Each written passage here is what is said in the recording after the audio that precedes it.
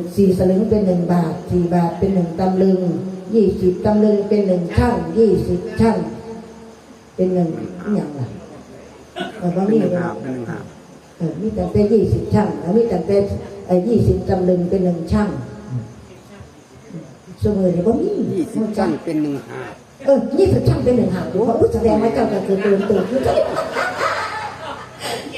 ช่างเป็น1 หาบวันนี้ท่องแล้วแบบโบกแล้วกับป้อมด้วยต้นแสดงว่าไฟเย็นว่าท่านเขาอาจจะเห็นบ่4 สลึงเป็น1 บาท 4 บาทเป็น1 ตำลึง4 ตำลึงเป็น20 ตำลึงเป็น1 ช่าง20 ช่างเป็น1 หาบดีพอนั่นแม่ก็ว่าคือไปเด้อเด็กหน่อยผู้เกิดในใหญ่รุ่น